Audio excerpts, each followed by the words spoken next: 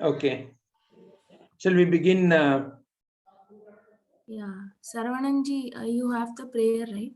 Yeah. So Vijayji, you need to allow me to screen share. Oh, is it? Yeah, Just you have to make him the co-host or something, sir. Okay. Just a moment.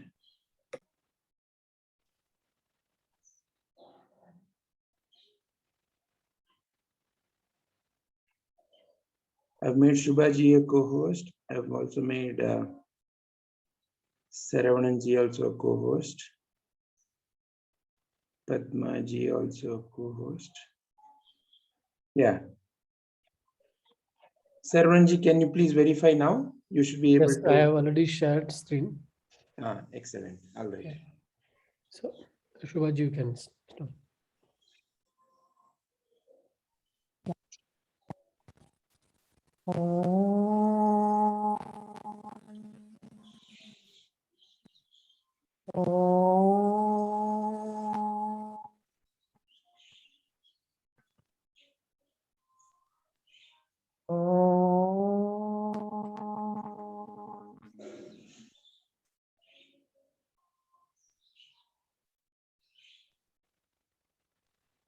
अंतर्ज्योतिः बहिर्ज्योतिः प्रत्यज्योतिपरात् परः ज्योतिः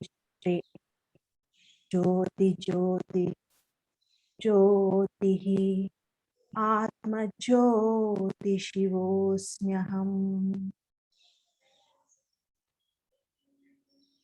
I am the supreme light of awareness, illuminating the outer world of objects, inner world of thoughts, and deep sleep state. I am divine light of the nature of auspiciousness, Shivaswarup.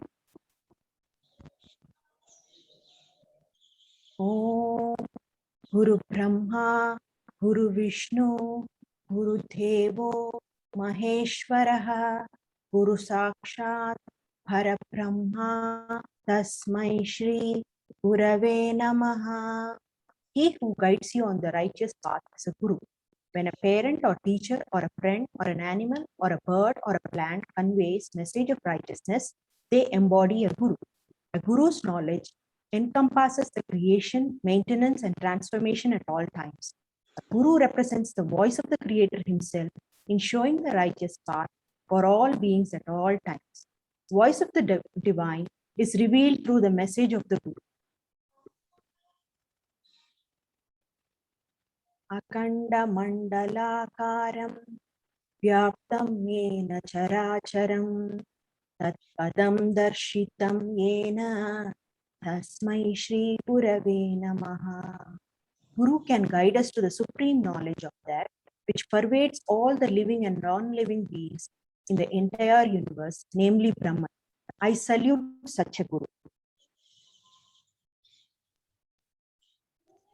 Narayan समारंभां Shankaracharya मध्यमाम् अस्मदाचार्य पर्यन्तां वन्दे गुरु परंपरां सदाशिवा समारंभां शंकराचार्य मध्यमाम् अस्मदाचार्य पर्यन्तां वन्दे गुरु परंपरां.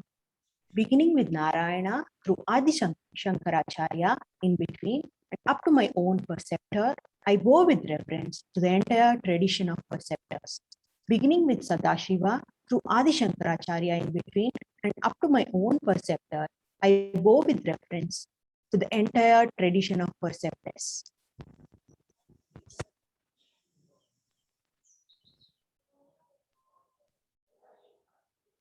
Yeah, we can start. Thank you, Saravananji. Thank you, Shubhaji. Thank you, sir. So, Shubhaji, today you are going to present about Rishika Anasuya, correct? Yes, sir. Yeah.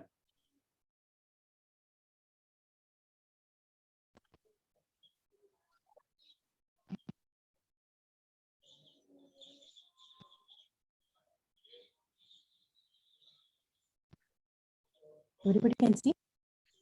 Yes, Shubhaji, I can see your screen.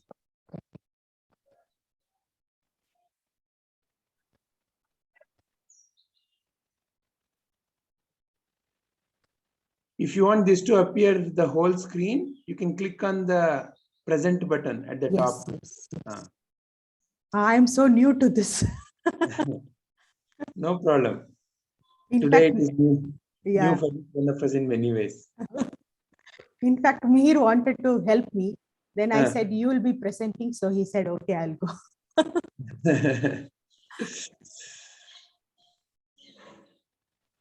Yeah, I'll start, sir. Yes, Shubhaji, please. Yeah. Today I'll be talking about uh,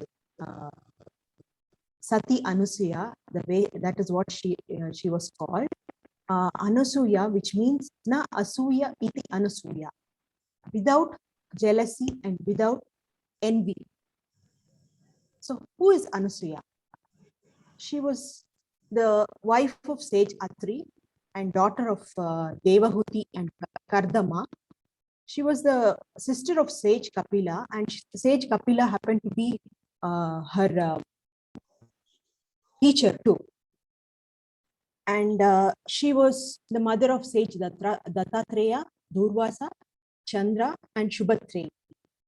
She's one of the 7 great women in our Sanatana Dharma, which is called, she's also called the Saptakanya. As part of the ritual, we always remember her first early in the morning. So she's epitome of austerity and devotion, and she has the powers to make trees bear fruits and water flows abundantly during drought and famine. Such was her power because of her tapasya. And we know, mostly we know her because of the 3 famous legends. The first one being, she transformed the Trinity, Brahma, Vishnu, Maheshwara, into her children. And the story goes like this. Sage Narada once was praising Anasuya Devi for her greatness, that she could do anything, just using her Pada Tirtha. The Pada Tirtha is something which is used to clean her husband Sage Atri's feet. So Narada was praising Anasuya to Lakshmi, Saraswati, and Parvati that they felt so jealous and they sent their own husbands to the ashrama. They came to the ashrama and they wanted to test Anasuya. So when Anasuya, when they came to the her place,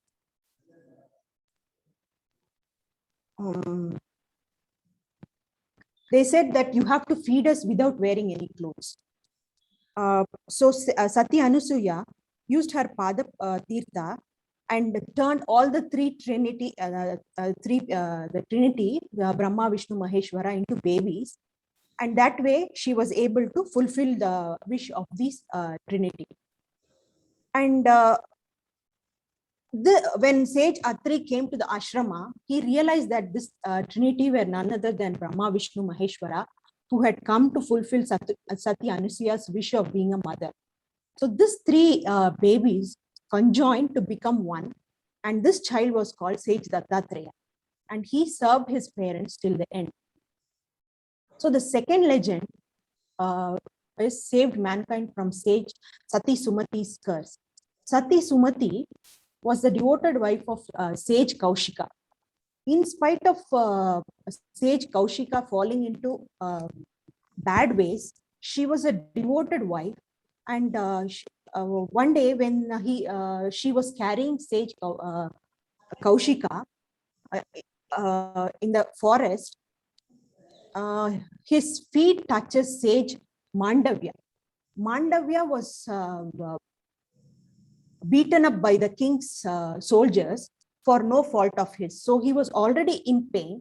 And when Sage Kaushika's legs touched him, he cursed that the sun would, that the sage Kaushika will die before sunrise. This brought so much agony for Sati Sumati that she cried and said the sun would never rise. We all know if the sun doesn't rise, what will happen? The whole humankind cannot function. So all the devas went running to sage Anasuya because she was Sati Anasuya, because she was so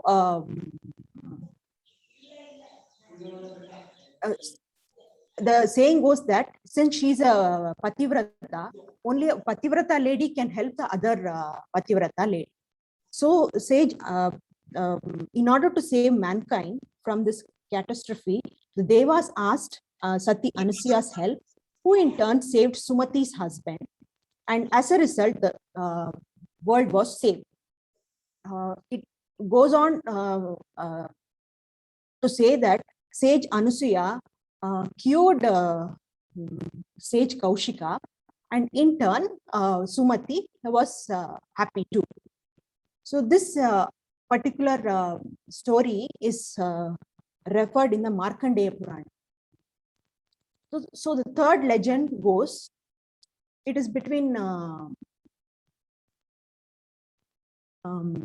Sita Devi and Anasuya Devi.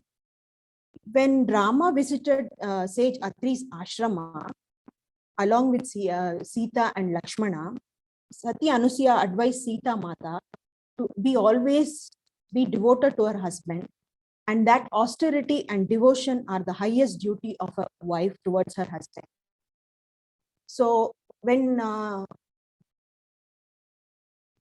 and also Sita Mata was given a few things so that it was useful for her in the in her life during that Vanavasa, and it helped her a lot. This advice helped her a lot.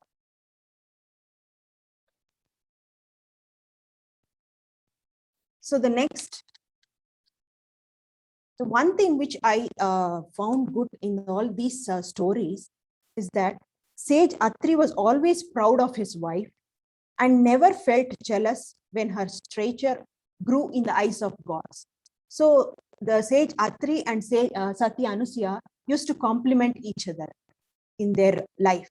So that is one lesson we could all take up in our lives too. So if we look at the present day ashrama, it is located in the Chitrakuta area near Mandakini river.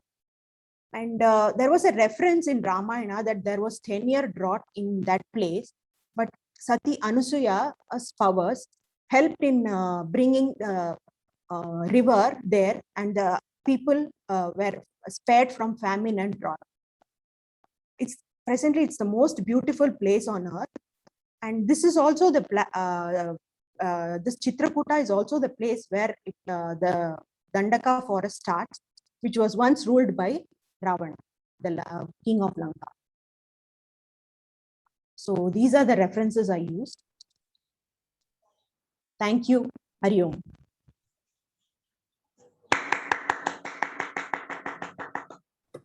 Very nice, Shubhaji. Thank you, sir. The slides are so good. Thanks to Mihir. Pictures and all that. Yeah. Because I haven't done slides after a long time, after I quit my job. So this is something new and a learning experience too.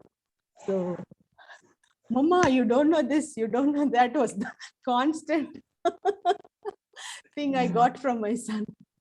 But he helped me a lot. Wonderful. So this ashram is still there? Yes, it is still there. Okay. So that picture is the latest. This picture, this is the ashram there. Okay. So which place in current India is Chitrakuta? I think Madhya Pradesh. Madhya Pradesh. Okay. Very nice. And what is your view about these three stories? How do you relate it to? See, once again, like in our typical Purana stories, there is a lot of metaphysical way of saying the stories. In your understanding, could you connect it to how it can be applied at a adhyatmika or spiritual level? No, in all this, I found that both Sage Atri and Sati Anasuya were complementing each other. And they were powerful in their own way. But there is no this thing that you are great, I am great. That is one thing I felt which was really good. And Sage Atri never felt jealous that she was more popular. Excellent. Yeah. As the name itself goes, Anasuya. Yeah. And my mom's name happens to be Anasuya, so I picked this up.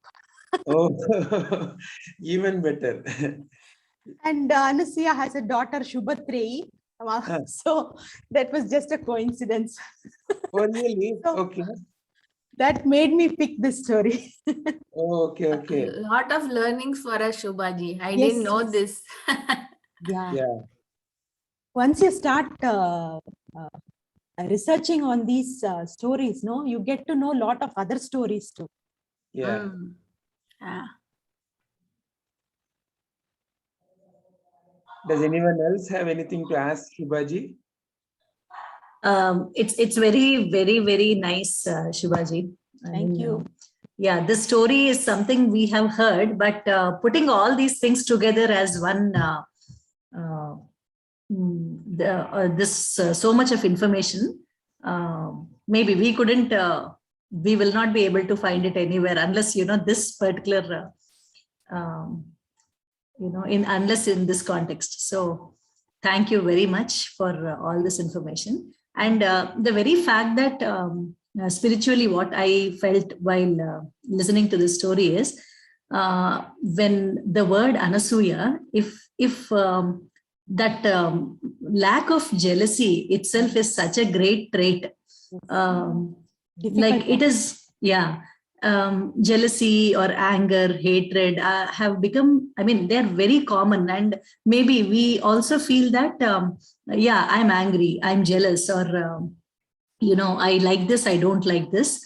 These have become very common. If this control over the mind where jealousy is not there at all, if that can be recognized as such a great trait, so maybe the first thing everyone has to do is control of senses, control of mind.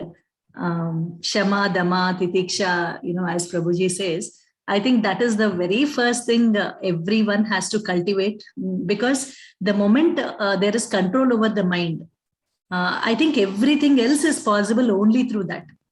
So her lack of, she doesn't have jealousy itself is such a good trait that she has, the mind is so free to develop a sense of devotion, austerity, and all this.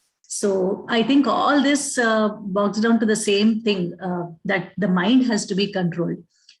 Any sort of negative things like anger, hatred, jealousy have to be removed, either consciously or unconsciously. Maybe we have to start consciously first, and then slowly, unconsciously, it definitely seeps in. That's what I felt while I was listening to the story. Very nice, Satyaji.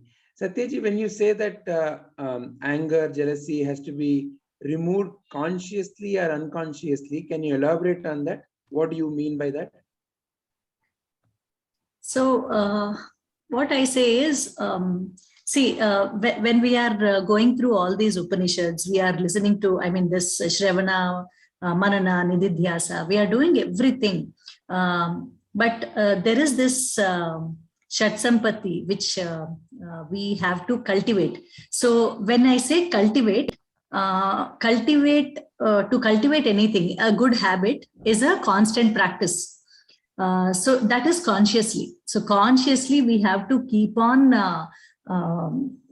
trying, focusing our mind on something higher, and slowly we have to leave the lower qualities like jealousy, anger, hatred, and all that.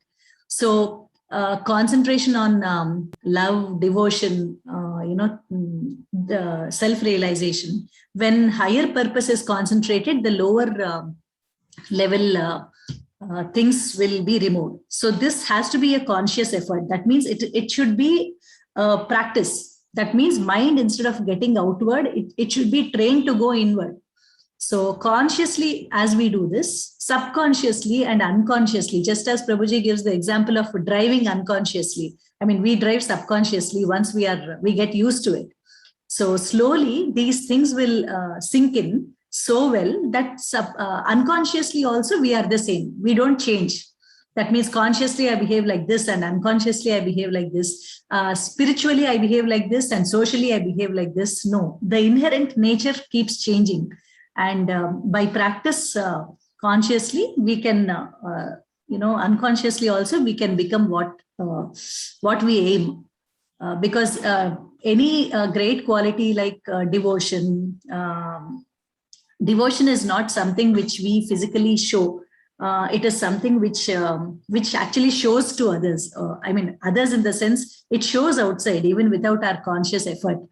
So if people like Anasuya or all these sages who have, if we are reading about them even now, it means that, one lack of one bad quality is such a good quality.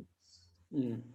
So I think we need to concentrate on that part where, lack of that bad quality makes the person so divine.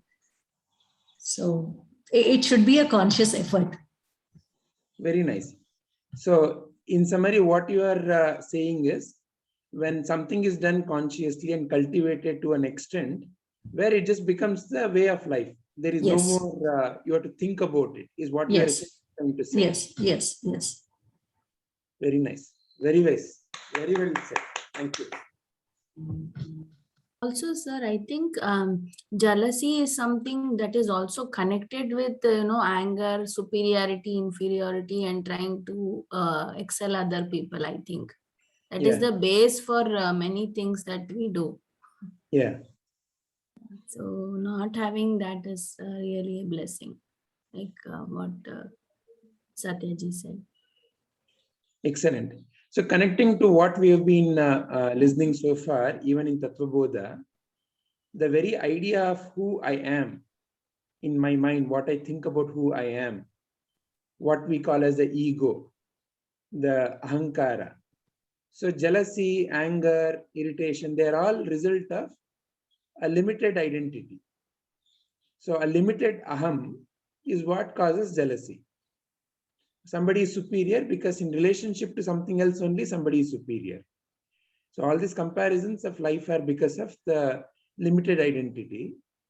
So through the story, Anasuya has really, in a way, transcended her limited identity nature. That's the way I feel about when I listen to the story. And also that, there are many powers that are ascribed to her state. So what do we make of it? Is it that, they are only to glorify the story, or are there such possibilities? What is the thought process here? What is the opinion here? All that powers comes through discipline. So are you saying that power is there? Yes. Okay. Yes, sir, even I agree. I mean, there are such powers. I don't think it is made up, or it is just for the mythological aspect. Okay. Yeah, because I think like we meditate in a very small way, but I think when we meditate itself, there are so many changes that we see in that particular day, or if we continuously meditate. And these sages and these sages' wives and all would have meditated. I mean, that would have been their way of living, I feel. So obviously, they would have such powers. Okay. Wonderful. What about, I see that Priyaji also has joined. What do you feel, Priyaji and Prakashji? What is your view on this? Yes, Vijayji, the story was rendered beautifully, Satyaji. It was nice. Sorry, Shubhaji. Secondly, see, the tapaha, it has got its own significance. Okay, it has got its own power. So we have seen in many stories also as such. Like now, am I audible? Yes, yes, you're audible. Okay. So it has got its own significance. Otherwise, the powers of it we have seen, like how Padmaji has told, no, if we sit and meditate for half an hour or 45 minutes, that day the freshness in our body or whatever we can feel it. These say the rishis and rishikas are doing it, and that is their daily routine and livelihood. So obviously, it has got its own powers. Like how we have seen, like Ganga or Kaveri, we call it as it is all Punya Nadi. So once we go there, bathe there, or if we visit a few places, temples, and all, so our mind will get refreshed. So once we are with such stories and all, we are here. Obviously, it has got its own powers. That is what I see. Excellent. Yeah. Prakashji, what is your view? And one more, Vijayji, Yeah. like you are asking, no, like what we can bring out we can bring out from the story. One more thing is the mutual respect between the Rishi Atri and the Rishika Anasuya. Anasuya. Though both of them are in their own way, that mutual respect is obviously always required. Both of them have the powers of their own this thing. When we have that mutual respect each other, the obviously the jealous or the anger and the sadness, there is no chance of occurrence there. The same thing we observe in between Shiva and Parvati when we read about Kumara Sambhavam or whatever. Though Parvati is the daughter of Himalaya, she would have told her father, like, you go and ask Shiva, because Shiva was residing in Himalayas, and all the devas, whatever we hear, that was there. They were listening to Himalaya. So she would have ordered him, you go and tell the Shiva to get, so that he marries me. But she didn't do that. And Shiva also did the tapas and penance, and Parvati also did the penance. So she wanted to achieve him, or she wanted to get him as an husband with her own effort and tapas. So the tapas, whatever it has got its own significance. And Shiva also, after when he rejected the Sati and all, when he came to know about Parvati, he once he opens his eyes when Parvati is serving the Shiva, but as he feels he is disturbed, again he goes and he does the penance. Then he sends Saptarishis along with Gautami to Himalaya. So, and he asks for the bride Parvati. So here also we can observe the mutual respect is there. So both of them want to get them as their life partner, and there was a mutual respect, and again they want to stand on their own legs with their own effort.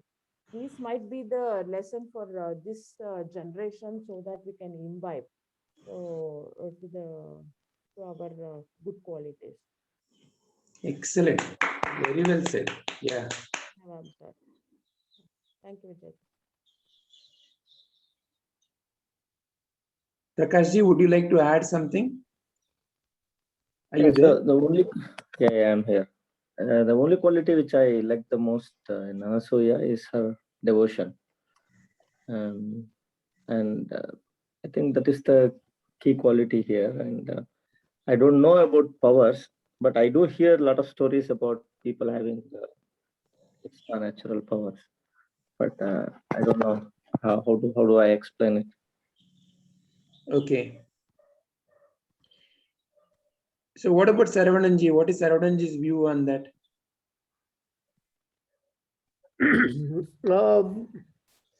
I think the way I see it is like one going above the state of jiva, I think that's where like you once you cut the limitation, right? Then like once if you're able to identify with Brahman, okay, then that's where I feel what is being like manifested as powers are showing up.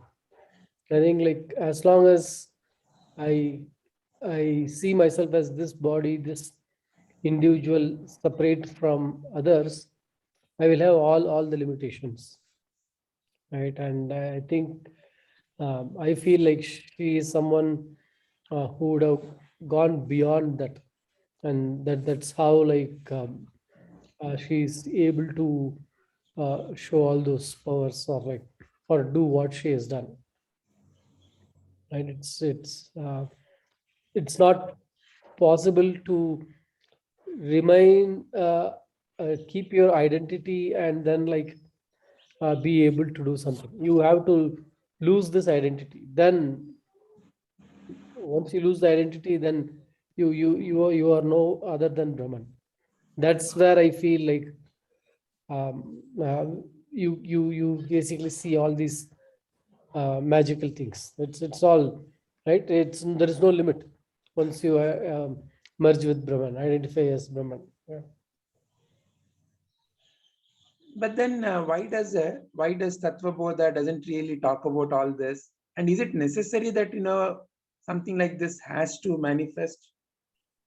What is the is there a value of all this? Is this what should be really also focused on? Yeah, yeah. It's something that comes as an side effect of the realization, right? But that is not the goal.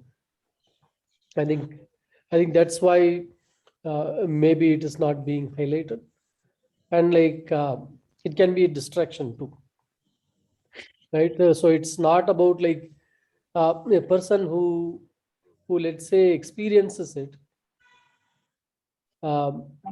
If he is unable to go beyond even these powers, then like can fall from that place again, right?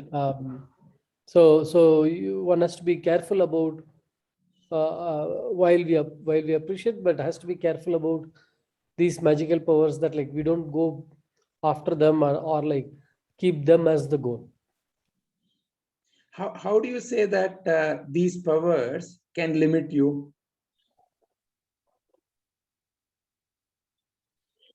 So the moment even identifying with the powers makes that ego come up, and the moment the ego comes up, there you go, your identity is again showing up, right? And the whole point is about, and the identity is the border limiting, separating one from Brahman, right? So you cannot have that identity and say that like I have realized. That identity has to be dropped, and no one thing can let that identity show up. And I've read in some places where like they say it's like a door of no return, right? You enter it, there is no coming back, right? So you merge with that Brahman state. For outsiders, they may see that person identity as an identity, but for that individual, that identity is lost, right? And is operating at a different in a different state without uh, um, that ego. Yeah.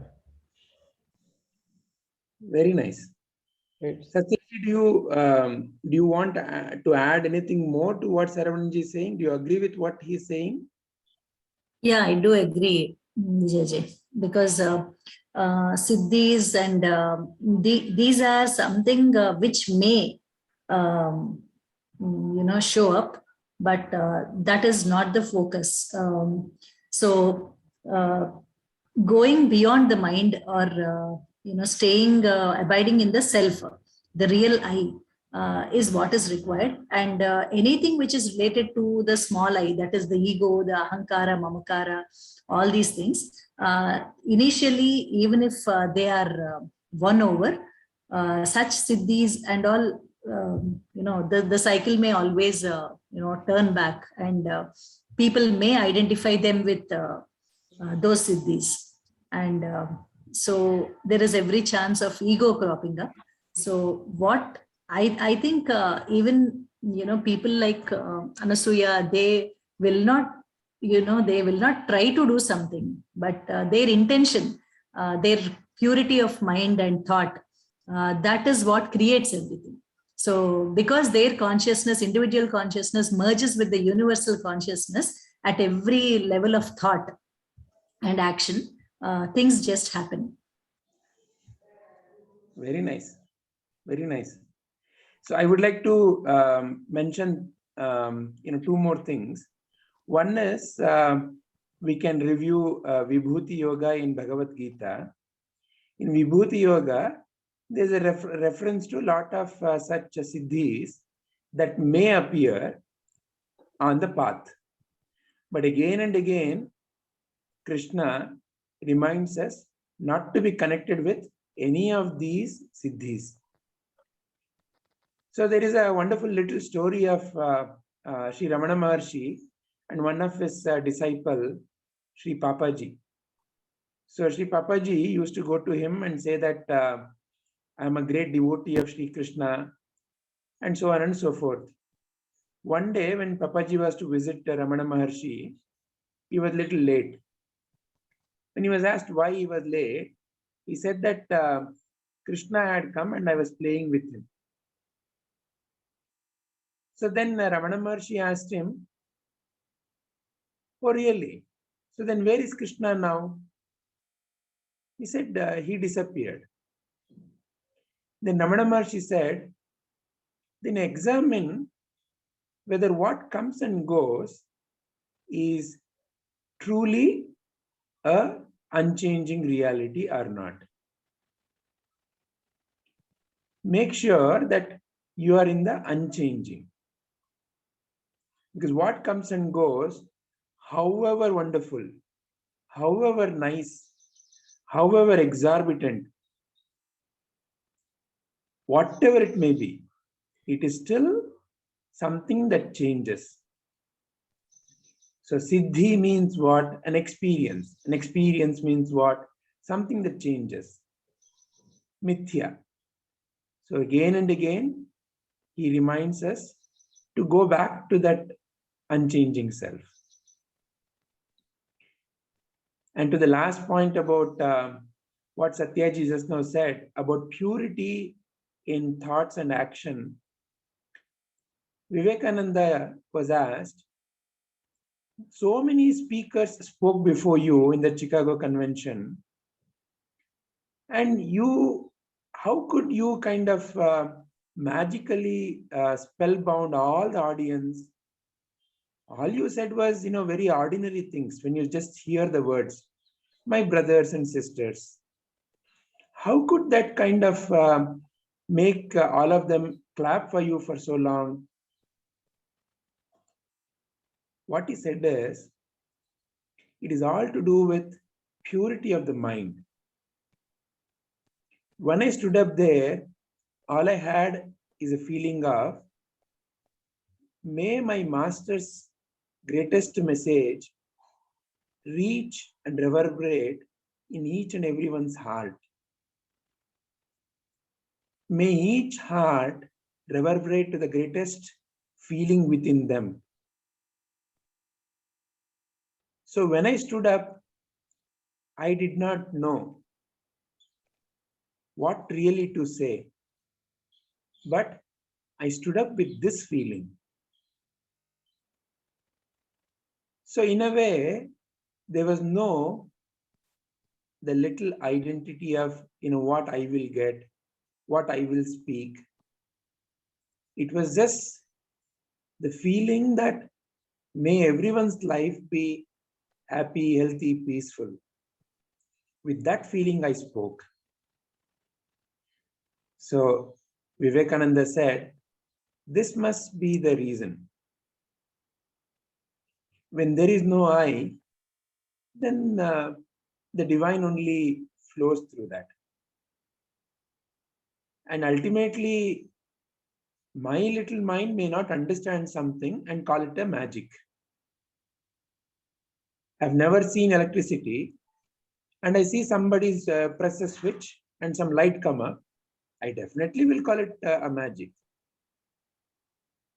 But in a way, when I examine a little bit more, it may turn out to be a matter of understanding how the electricity works. So in an ultimate analysis, everything is magic. The very fact that, speech is coming out and so many billions of cells are working together and some sound is getting created. Do I really know all the foundations of how the sound is happening really? So there is every moment, the life is nothing but a series of magic. At one level, when I understand, I say, oh, I know it already. Oh, I know it. What is a big deal? It is just, there are some wire-like instruments in your throat. They vibrate. When the wind passes through it, it vibrates and it makes a sound. So at one surface level, when I understand, I will say, oh, I know it. But when I ask the next level deep question, and when I keep going deeper and deeper, I have to realize that it's a sheer magic. How all these things are coming together. At this moment, just for this speech to happen, billions of living cells are coming together and some sound is emanating. How? So life itself, every moment is a magic. So in a way, through these stories, that amazement, that wonderment is what our rishis wanted us to kind of get connected to. That life is a series of magic show after magic show. Because magic show is where the wow factor is. See, magic show, when you see a magic show, you're not jealous of the magician. You see, wow, because in that moment, your limited identity has dropped. You clap, your jaws drop, your eyes glisten. You are in a state where, wow, your mind has become silent. So that's what I think our rishis wanted us to constantly be in a state of.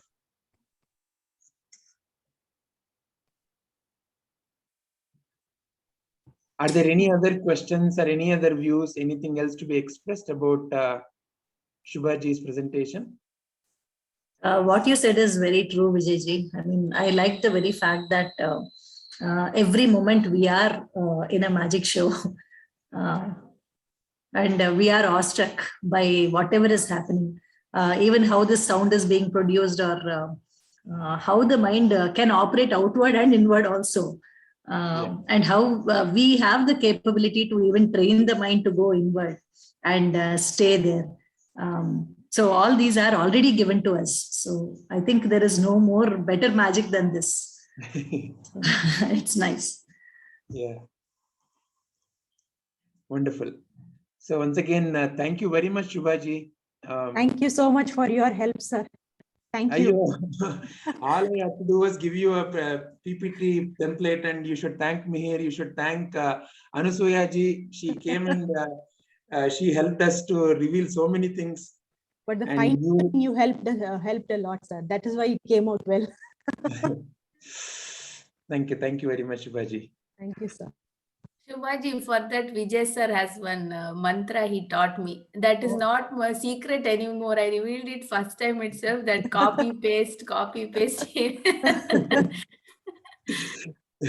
So all of us now who are in the IT, we use that open secret, copy, paste. So I'll stop sharing, sir. Yes, Shubhaji. Okay. Shubhaji, do you want to continue or do you need to drop? I'll drop, sir, because 11 o'clock they have to report to the center. So I have to finish my work. Yeah. All the best to Medha. Yes. Thank you so much, sir. Yeah. Thank you. Thank you, everyone. Hari Om. Hari Om. Okay. Saravananji, can you share the PPT, our Tattva Bodha PPT? Let me look. The one that we use with questions and also references. Yeah, the one you had sent last time, right? Yeah. Yeah.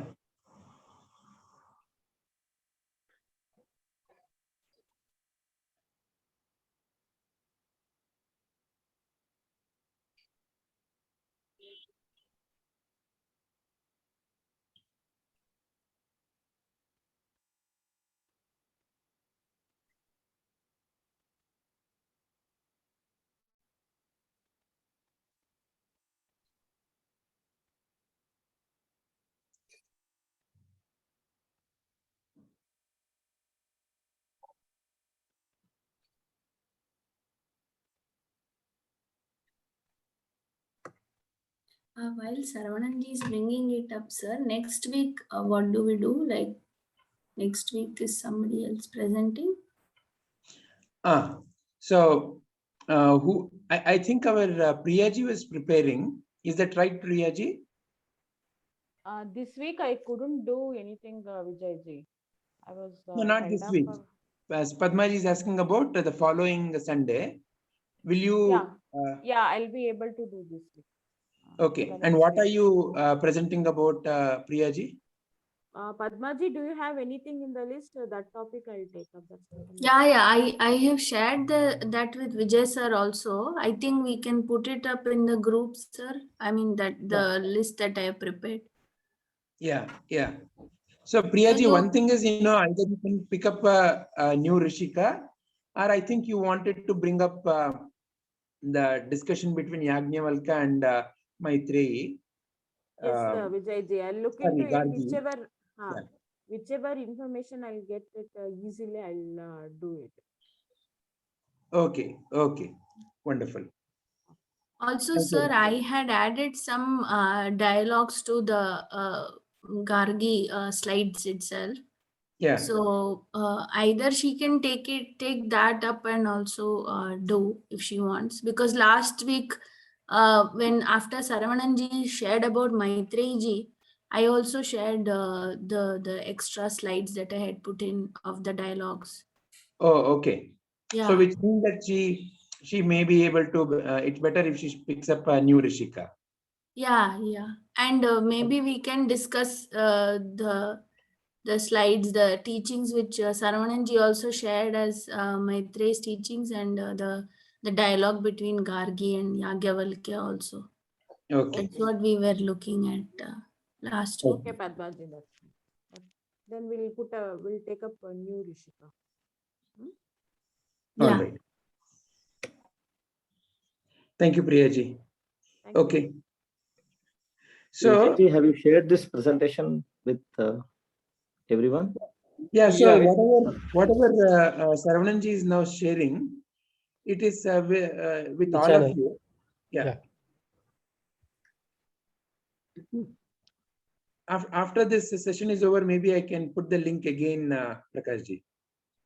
Okay. Yeah, that's fine. Okay. So, Saravananji, it's not very clear to see. Yeah. Okay. Are there any questions that we want to pick up from here? I think in the last slide. Maybe I'll just go through last 3 slides so that you can get the continuity. We are discussing Panchakosha Prakriya. Yeah. So we hadn't heard Prakashji and also Priyaji were not there. So can you go back to that question slide, please? And this one, yeah. So we were looking into from question number 9 onwards, Karana Sharira, nature of ignorance, root of karma, and how to establish the existence of Karana Sharira, because that is where Prakash ji had also put that question, and there was a lot of discussion about it. After that, I think the next 3 questions, Avasta Traya, then what is Vishwa-taijasa-avidya and prajna, and what is Panchakosha Prakriya. So maybe today we can focus on these 3 questions and listen to Prakash ji and Priya ji also, and then go into from next week onwards, next set of questions. So Prakash ji, can you please share your views about Avasta Traya Prakriya, and then about first let us take up that question. Maybe each one of us can share that, starting from you, and then we'll go into the next one, Panchakosha. Yeah, so how I understand this Avasta Traya is, we all understand there are 3 states through which we live, right? Awakening state, sleep, and the dream. So these are the 3 states. But what is been said is, if you have to know a state, you have to be something apart from the state. You cannot be the state itself. You should be something outside these 3 states, and that is what is called. That is where you can possibly experience, or that's how you can explain a 4th state, or a 4th state where only the Brahman exists, or where the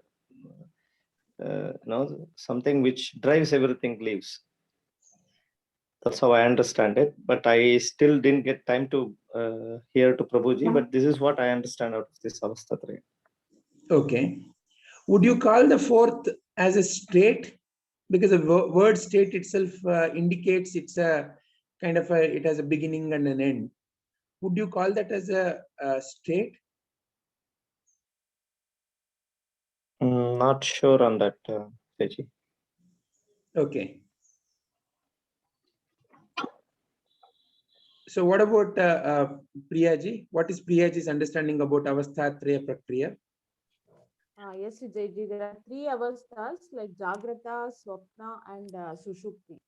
Jagrata avastha is waking state, Swapna avastha is dream state, and Sushupti is the deep sleep state. In Jagrata avastha, the self identifies the gross body. And we call it as the world, whatever we experience it, it is called as also the Vishwa. Okay, and in the dream state, again, this Jagrata Avastha, whatever we identify as the gross body, it is made up of the 5 elements, Panchabhutas. And in the dream state, we identify as the subtle body, that is the 19 elements, 5 sense organs, pranas, and actions of Kriya, Manas, Buddhi, Chitta, Ahankara. And here, the self identifies the subtle body. Again, the subtle body is made up of its own 5 elements, which are different from the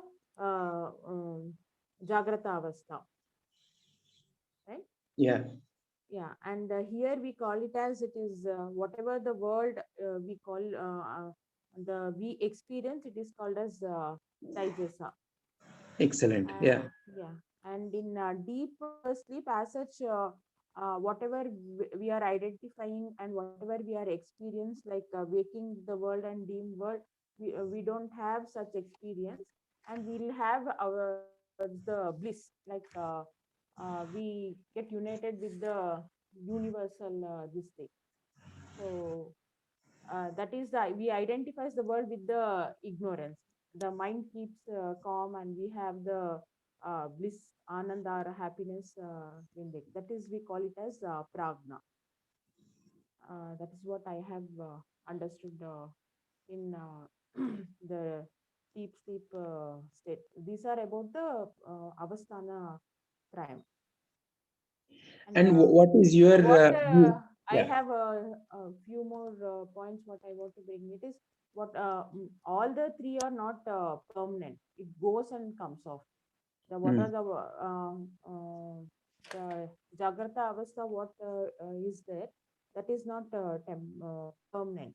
Okay, it comes and goes off. Again, the dream state today will be dreamt about few thing, and tomorrow the other thing. Of course, we give more prominence about the Jagrata Avastha, where again the next day it continues. But as such, once we start experiencing it, we tell that it is not the same. These are all permanent. Only the permanent one is the, these are all mithya. The one what is permanent is only the Brahman, whatever that is the existence, and Chidabhasa, that is the permanent thing. That is only we have to experience. Self is different from all these avastatrayam. That is not me. So would you call it as the fourth state, or what is your view? How I like don't. What I Prakash ji have said? understood is it is not the fourth state as such, Vijayji.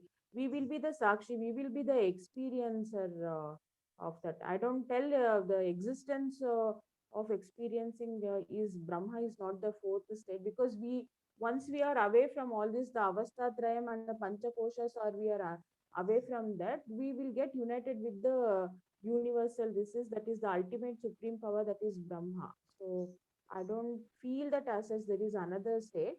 Once we are understanding the Avastha Trayam, we will the experiencer of it, Sakshi of the three Avasthas. Wonderful. So your true self is the one which is witness to all the three states. Exactly. So it must be something that is beyond being a state. It must be a permanent, constant being there. Yes, yes. Okay, very nice. Thank you. Or you can call it a screen type on which the states are getting projected. Very nice. Is there, what is your view, Saravananji? How would you like to talk about Avastatraya Prakriya?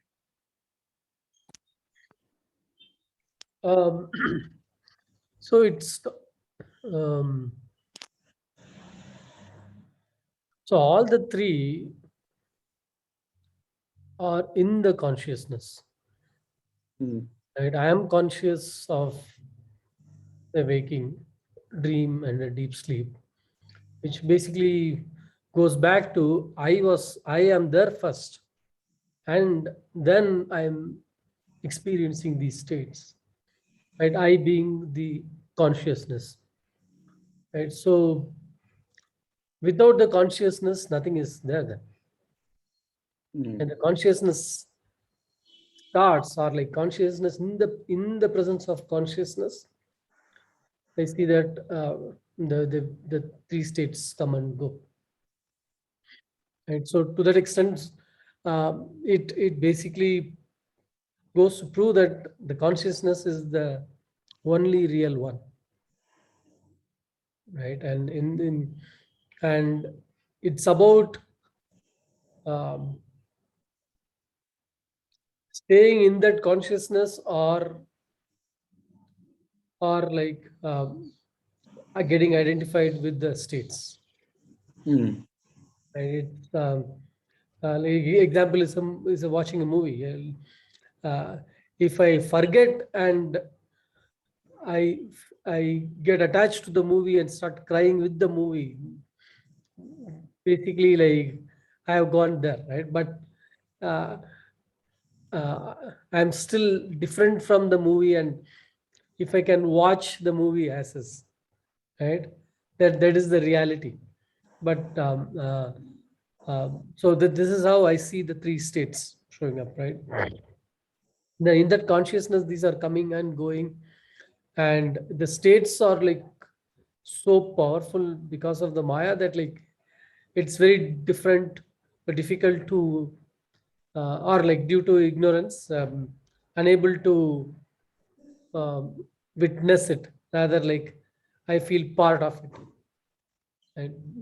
But this Viveka basically it tells you or is able to clearly separate things, saying how these are happening, right? That viveka should help me to see things and not uh, uh, feel that I'm part of it. Very nice. Wonderful.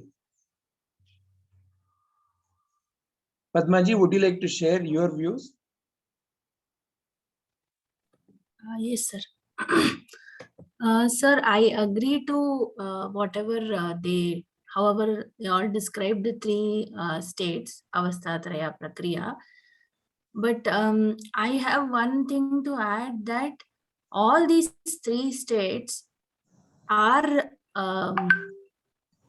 there because of the awareness. For example, what is happening in the present is our waking state, right? But if you see the dream state and the sleep state, they are both recollected in the present in the next day as a past experience, right? Like when we are dreaming, we are not aware that we are dreaming. It's the next day that we say that, I had a dream last night, or whatever, or I had a good sleep. So these two are again, in the present moment, in the next day is where we, in the awakening state, is where we are able to recognize that something like this has happened. And that is again because of the awareness, I feel. So all there is what is awareness, is what is my take on all this. For our convenience of understanding, we describe it as three separate states and all that. But like Priyaji also said, the experiencer, the knower of all this is different from all this, is how we conclude, because there is someone who is who tells us that this has happened and this is happening right now. That kind of awareness. So I think awareness is what is there at the end, is how I understood it. Because without it, we wouldn't know even these three states, right? I mean, for example, right now, what is happening, I am able to recollect whether I had a good sleep last night or whether I didn't sleep well. If I had a dream, whether the dream was good or bad, whatever it is, I am able to describe it only right now. I wouldn't know what is happening exactly when I am dreaming or when I am, sleeping. I can only, it's only a recollection in the next day that what has happened. And that person who is recollecting is someone different from all these three states. So that awareness is what is even letting us to decipher that these three states are there, or what is currently there and what is past. So I feel that awareness, that itself shows us that there is something, we are not all these three, and there is something beyond it. And what is beyond is what helps us also to see that these three are there. Excellent. Very well put. Does the Mahavakya Prajnanam Brahma make any sense in this connection to what you are saying? Yeah, it does. It does. I want to, dwell more into that Vishwa-taijasa, that part, because I want to, because I feel that as far as my understanding goes, after seeing the videos and all, initially when I would see these questions and I would watch the video, I would only focus on understanding that particular terms or that particular states. But now I think when I watched the second time, I tried to like connect it to how it really is. And that is how I arrived at what I spoke about just now. Because otherwise I was always that's what I mean. Yesterday I was thinking that when you start to find answers to these questions, again you put the mind into so much of thought process and this thing, that again you lose connection from the actual who you are, and you start going into the intellectual part of that. So when I watched actually when I watched the third time is when I kind of started thinking really that why am I going into the definition of this three rather than seeing that how I am different from all these three. So that is something which I found that rewatching the videos is where the clarity is coming to me from. Yeah, because first time when Prabhuji speaks, first of all, I am always in awe of all his the way he speaks. So half the time I don't think I am listening to the entire content of the video. And in between, if Aditya comes, then he's also in awe, and then we start discussing something else about Prabhuji only. So the content is lost. And the second time when I watch is where I watch really the entire content, and I reflected on it, because last time I remember last time I came up with a question where I asked that, did he even speak about this?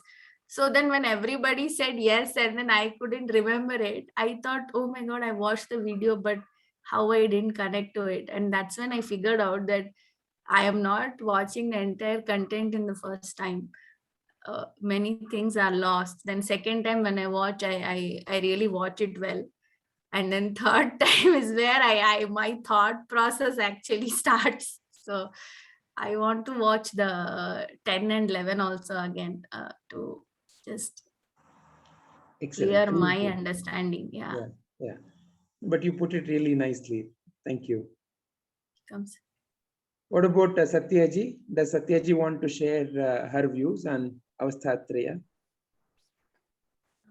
Yeah, Vijayji. I mean, what Padmaji said makes a lot of sense, in fact.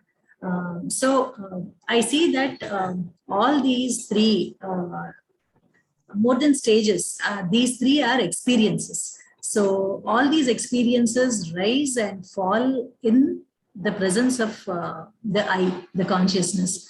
So consciousness is all there is.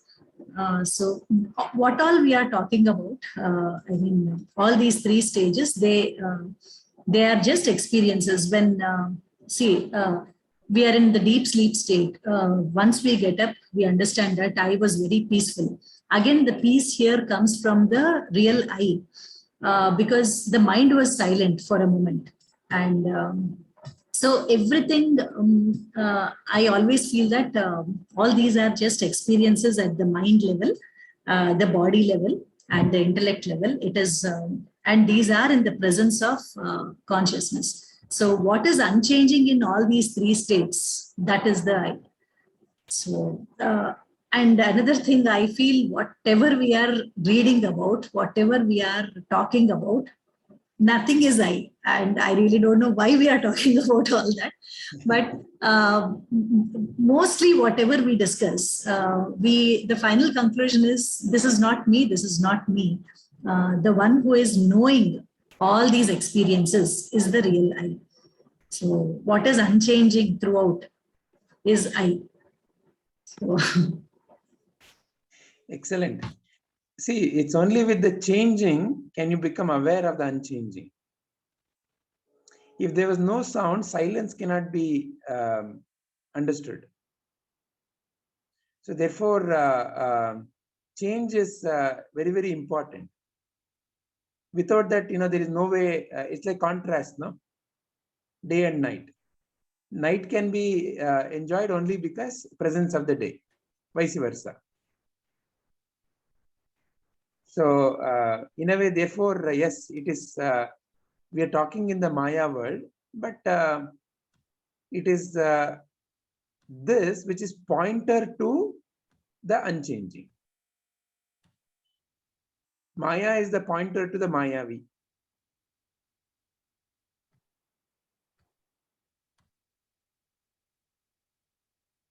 Satyaji, are you able to hear us?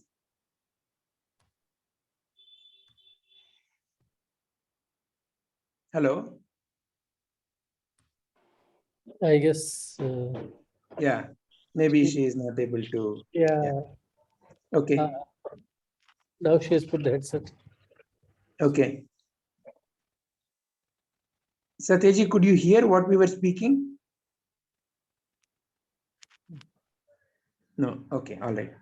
Saranonji, can you kindly go to slide number 32? You see that two pictures are there.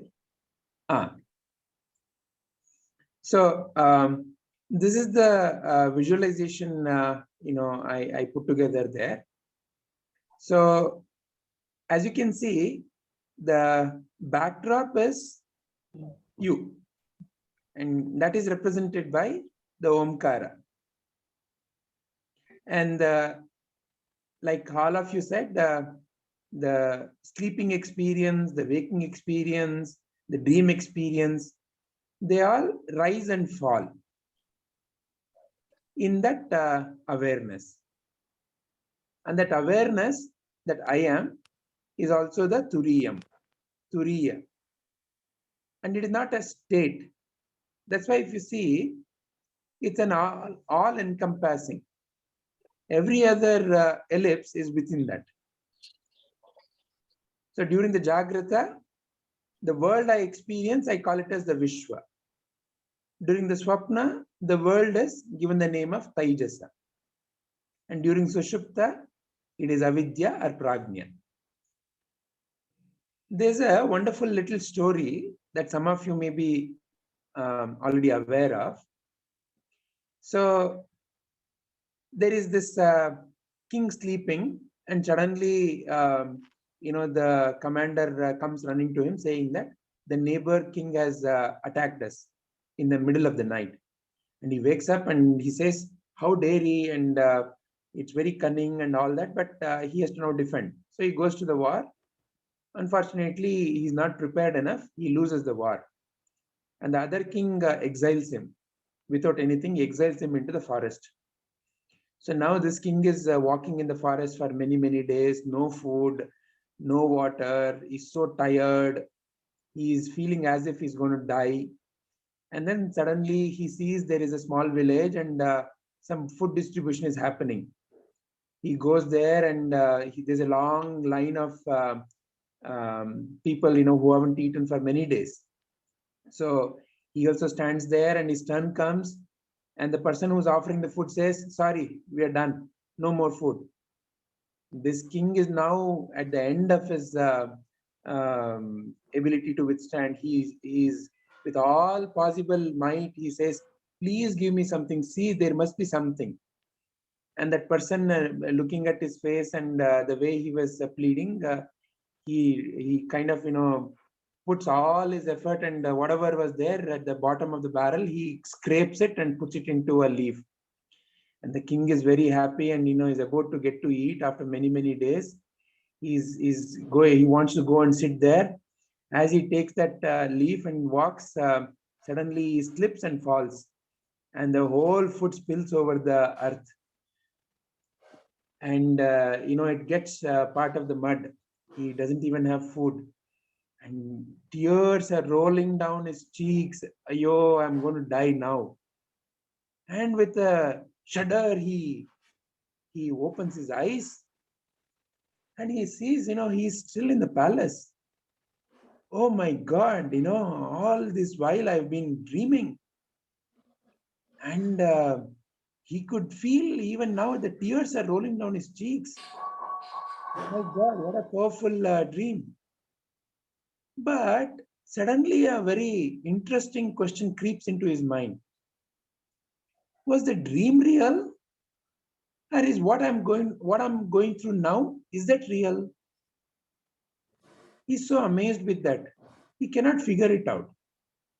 So he announces in his whole kingdom, whoever is willing to give me clarity, I will give them half of my kingdom. And whoever cannot, I'll cut their head. This king, by the way, happens to be Janaka.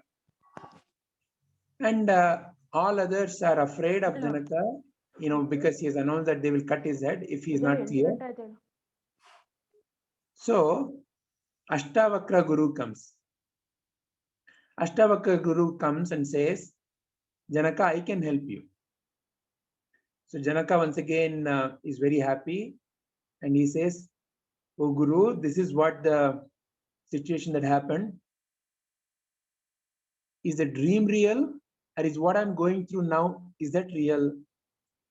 क्या वो सच था या ये सच है? Guru says, ना वो सच था, ना ये सच है. Neither that is true, nor this is true. But only you are true. तुम अकेले सच हो. So that you that the Guru is pointing at, the I that the Guru is pointing at, that I am, that is the only truth. Rest everything rises and falls in that I. Like what Ramana Maharshi pointed at to Papaji, what you experience, how divine it, however divine it may be, or even what Totapuri helped Sri Ramakrishna Paramahamsa realize. Experience of Kali was very, very real. But go beyond that. Because experience means it is coming and going. It's a short term. There's a beginning and there's an end. There's a birth and a death. So therefore, go beyond that. Because the birth and the death is only in the mind.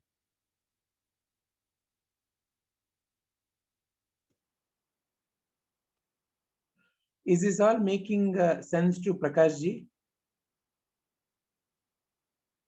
Yes, Vijay, yes.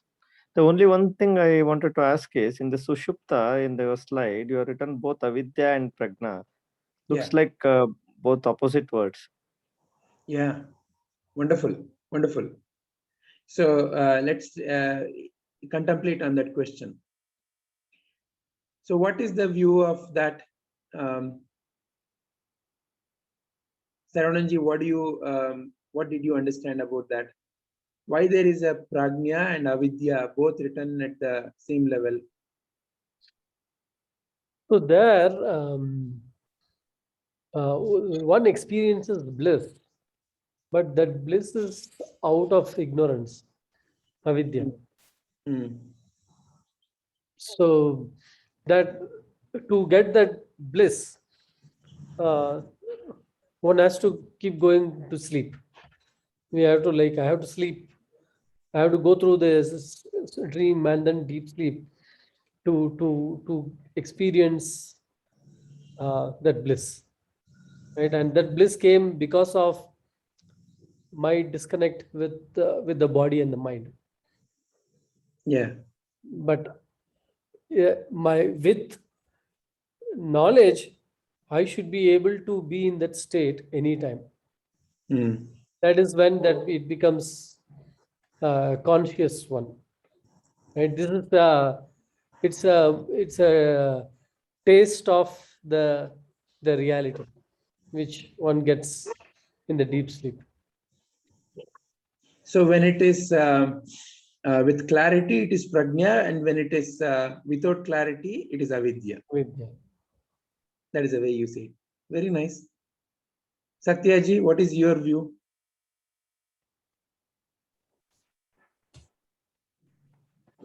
Okay, looks like Satyaji is still not. Okay, all right. Yeah. So what I feel is even when we are in the waking state or in the dreaming state, the bliss of deep sleep is what we actually crave for. So there are many things we do only to get that sense of bliss. Even the worldly addictions, but is to fulfill that craving of getting that utmost happiness. So happiness or bliss when it is through ignorance, I mean there is no real clarity.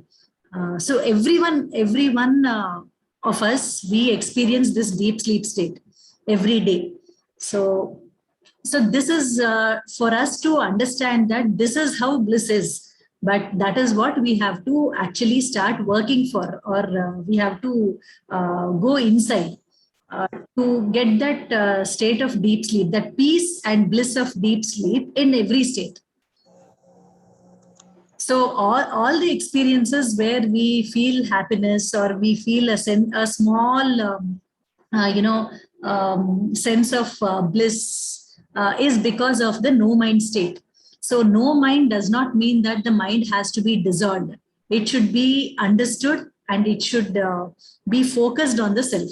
So the mind focused outside and the mind focused inside. So this whole journey is to be in that bliss of deep sleep state, which is just again an experience. We should not try to be in deep sleep state, but the bliss that we have experienced there, if it is through prajna is the knowledge of the self. Jnana is knowledge and prajna is the knowledge of the self. If that is attained, then there is only a state of bliss and nothing else. Excellent. That, if I go with the feeling that I am sleeping, I need to rest now, then that is avidya, because that who I am is still not clear. However, when that clarity emerges and that bliss is naturally there, then that becomes prajnana, is what you're saying. Actually, in our day-to-day life, there are glimpses of bliss that all of us experience. Yes. Just as Prabhuji says, coffee ananda or tea ananda, or that is why we crave for material things. That is why we crave for connectedness. Sure. We crave for connection with people, Yeah. emotions, feelings, love. So all these are, just to give us a taste of a glimpse of what actual bliss is. So these things, again, instead of we getting trapped in, again, this cycle of getting that coffee or that emotion, it is actually pointing to a higher self. So that has to be, we should hold on to that instead of these small things. So deep sleep is what everyone experiences. And definitely once we are out of that deep sleep, what we say is, I had a deep sleep. So that is the greatest experience, which actually the universe is suggesting to us. It is a suggestion given to us that hold on to that. But why is it important that, that deep sleep clarity has to be brought in the waking state? Anyway, I am already experiencing, and there is no other worries in that. So why not just let that continue? The whole the waking state, just like which state is real? Is the waking state real, or is the dreaming state or deep sleep state real? In the waking state, we undergo a lot of changes, and we are sticking on to them. So the real journey is the journey inside, where this deep sleep state is always felt. Whether we are in the waking state or dreaming state or in the deep sleep state, we consciously feel connected to the self.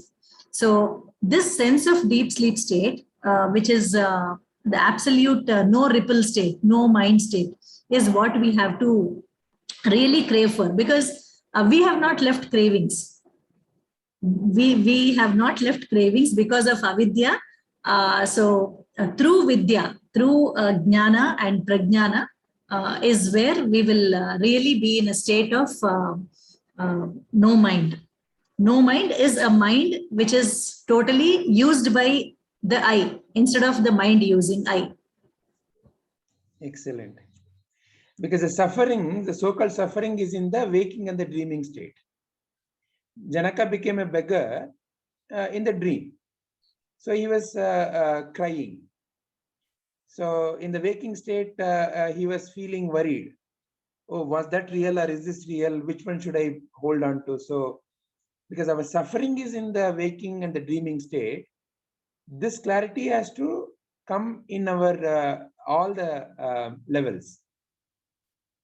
In a mind level, it is the conscious. Yeah, it is like a king can become a beggar becomes king. Fact, all of us are beggars, craving for something or the other from someone or from something. So that sense of craving for something higher, which is again not changing. Now everything changes. In the outside world, we see everything changes. Even our sense of waking and dreaming or deep sleep also. Today we may have a deep sleep. We may not have a deep sleep. Our waking day may be bad. We may be suffering. Again, the dreams may be good or bad. So there is a lot of judgment and a lot of changes that we go through. So what is real is that we are not a beggar. We have so much abundance in us that we fail to recognize it and start begging, from the outside world, which is always changing. Excellent. Very nice. Yeah. So the kingdom of heaven is within you. Can I say the suffering is because we take when one takes the Mithya world as real. Yeah, Right? of course. Yeah. Vijayji, shall I share something? Yes, yes, please. Yeah. See, ultimate goal of everyone is being happy and peaceful. So, dream state and in the waking state, we have more suffering as such. So, in the deep sleep as such, we are united with the Brahman, and though it's a avidya bliss, but there is a prajna, like we are united with the ultimate power that is supreme Brahman. Okay, so most of the happiness we get there, what we are striving for that for the whole entire our journey. So that is what I understand. It's the deep sleep. It is called as it's bliss. That is the prajna. But you brought in the duality. Prajna is there per se in all states. It is not only in deep sleep. Prajna is there always. Yeah, we are No, saying prajna like is always there. See, this is the and uniting with the Brahman is it is beyond the knowledge, right? Beyond the normal knowledge. Brahman, you cannot be separate from Brahman. Yeah, we cannot be separate from Brahman, but uniting like the ultimate whatever in the deep sleep state is, that is the ignorance. We experience the Brahman. No, our mind is calm. Our thought is null. Maybe That is what there is a bliss. I We can understand. reword. Maybe we can reword it. It is uh, experiencing the pure awareness and by Yeah, removing, without anything. because that Brahman is there, that by the nature of Brahman is there all the time, everywhere, right? Everywhere, With all no the gap. time. Yes, absolutely. It's a nityam. Brahman is nityam. The existence is this thing infinite. What I'm going to tell is when we are united with that, the main thing is the mind, the thought process. It's keep on. So it's completely nullified. So it's when it is completely calm. That is the bliss where see when we are carving for everything, might be the coffee, tea, our time, our work completing. So it brings us so much of stress. That is the avidya. So when nothing is there, the happiness, whatever we get it, that I'm going to understand that it is prajna. So when we are united completely with the thing, when we are Why is that the stress? bliss. Of course, in the two states, like we will be running behind whatever we are experiencing our daily routines. No? In the deep sleep state, that is nothing is there. You are away from all your course, what you are doing. So as long as the deep sleep is because when I go to the deep sleep with the thinking that I'm still the mind and the body, then the avidya continues. Yes. And the deep sleep doesn't become a indicator of my true nature. So therefore, the deep sleep state, yes, why the Guru is pointing at the deep sleep state is that is your true nature. Without anything, you are completely blissful. Now that clarity has to be brought to the waking and the dream. Like how Prabhuji gives one simple example. Even when I wake you up in the middle of the night and ask you what's your name and what's your gender, you may refer to your given name and your body's gender. Whereas with the same clarity, when you are clearly established that I am pure awareness, then that is the prajna. So the deep sleep is used to remove the ignorance of the waking and the dreaming stage. And that is why deep sleep is also referred as avidya, when ignorance is the thought with which I go to the sleep. I am sleeping now. Oh, I had a good night's sleep. Oh, now I have to still take care of my household work. There is so much of work and that money, this money, I need to still do that. All that ignorance as it continues because of the fundamental lack of clarity about who I am. So when that who I am clarity is brought to the waking and the dreaming state, then there is no more states. It is all pure consciousness. And in the consciousness, various phenomena rise and they fall away.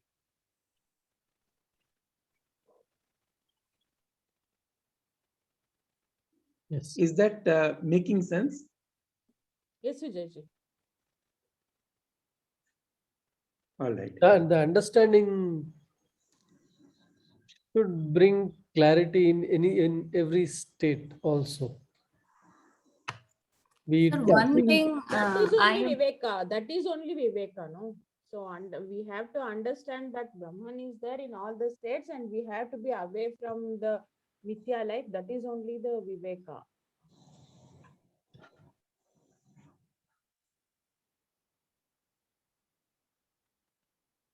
Sir, one thing I wanted to add is essentially when you are in a deep sleep state, there is a place of no lacking in anything, whether it is because in that state has no needs, right from hunger to collecting things or anything. So there is essentially no need for acquiring anything, whether it is material or any acquisition is not there in that state. I mean, there is no need for it, because our true self doesn't need anything to be happy or to be blissful. So I feel that and when there is no lack, there is no question of who is superior, inferior. You identify everyone as same as you. Even your physical, the body doesn't matter. I mean, however you are, what color you are, or if you are missing any body part. I think that's how, I mean, if you have to simply put it in very, very simple words, then I think it's also a state where you are not lacking anything, whether it's happiness. I mean, there is no search, right? There is no search for anything. There is no need to collect anything. That is how I see it, sir. I mean, if I have to get rid of all these complicated words and just think of one word where I can describe it to my understanding, I think. Can you say that there is no other? Yeah, something like that. Yeah. Yeah. So I am at that moment, you are everything, right? So there is You're the no one. need for it. There is no need to do anything. There is no need to collect anything. There is no need to think anything. Can we bring that in the so-called waking state? Yeah, I think that's the whole journey. I think I was that's telling my the whole dad, I am the only real. Even you are not real. All are characters for me. Yeah. But Excellent. I thought that was very easy for me to. I mean, that's how I explained it to myself. Because I think all the things that we do is resulting from some lack that we feel within us. whether it's a need to collect materially something, or maybe, get happiness, do this, do that, my body is not good, my health is not good. Everything that we do is something that we lack, or otherwise it is something that we have excess of, that ego comes in. Whether lack or excess is the thing, I think, which makes us what we do and how we function in this world. Yeah, I just have one thing to add here. What Sharananji was saying. Actually, there are two ways of looking at it. When you tell someone that I am the real and you are unreal. See, this is where I feel most of the people are afraid of spirituality also, because there is a sense of separateness, disconnection. People say you should be detached. So that word actually gives a negative vibe in the others, because they feel that, we are separating the other person. There is a lot of disparity. So you will not be able to love them the way, you used to. So that creates a sense of disconnection, which creates a fear. But in fact, it should be this way, where, what is there in me, what is the reality in me is the same in you. All of us are one. The whole universe is one. We are connected as universal consciousness. So when that comes, the sense of connectedness comes, and people are not scared. They feel more united and more loving. This is what I feel. Yeah. So, so no, we have open discussion on this, because he is also going through the same path, right? So there was another thought which contemplation resulted in saying, like, in the Brahman itself is actually enjoying the whole show by being everything, in the sense, like, where does the lack come from? You want everything, and there you go, you have everything. You are a mother, you are a wife, right? You are a student, you are a teacher, right? You can basically, like, pull everyone and say that, like, I am there in everyone, right? So then just like one person, just like one person is able to play so many roles. Yeah, As a exactly, daughter, right? as a son, as a daughter-in-law, mother, and all. Brahman is manifesting as so many. So all is there is Brahman. If that sense comes, there is a lot of connectedness, and there are no spiritual people and non-spiritual people, or there is no, you are in this path. People generally, label it as this path. So there is a general fear that, family members, or kids or parents or people with us, they may feel a sense of separatedness, that you are in a different path, or you will not look at me the same way as you used to, because of the sense of clarity that actually emanates when we speak or we act. But this wholeness or the sense of oneness, if it is spread, I think that creates a lot of, understanding, even to people who are not in this path, where there is no separateness. Everyone is the same. All of us are the same. Yeah. Wow. Very nice. Really wonderful. How well? Thank you, Yeah. Sarvanji. Thank you, Satyaji. Thank you, Padmaji. So, if there are no more questions, shall we take up the ending prayer?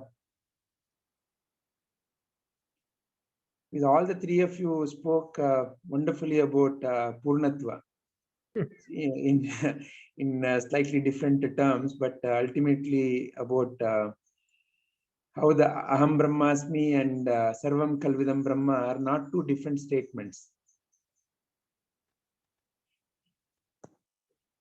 Many masters say it in terms of zero and infinity are actually not two distinct things.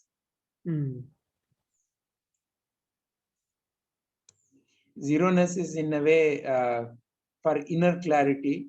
Infinity is for the world's clarity.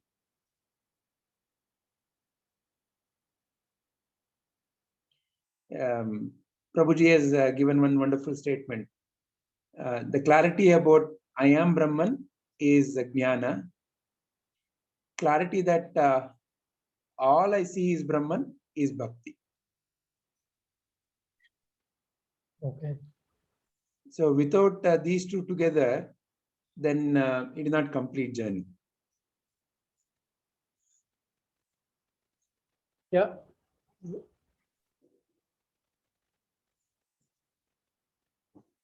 All right. Can Padmaji say the closing prayers? Yes, sir. Om Asato Ma Sadgamaya Tamaso Ma Jyotirgamaya Mrityorma Amritam Gamaya. Om Shanti Shanti Shanti. Om, lead me from untruth to truth, darkness to light, impermanence to permanence. Om Purnamada Purnamidam Purnat Purnamudachyate Purnasya Purnamadaya Purnamevavashishyate. Om Shanti Shanti Shanti. Om, that is complete. This is complete. When completeness is removed from completeness, what remains is complete. When completeness is added to completeness, totality remains complete. Om, peace, peace, peace. Atmadarshanam, Brahmadarshanam, Brahmadarshanam, Satyadarshanam. Recognition of self is recognition of the whole. Recognition of the whole is the truth.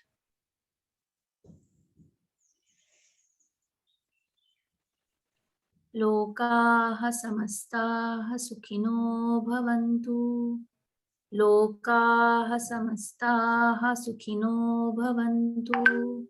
Lokaha samastaha sukhino bhavantu.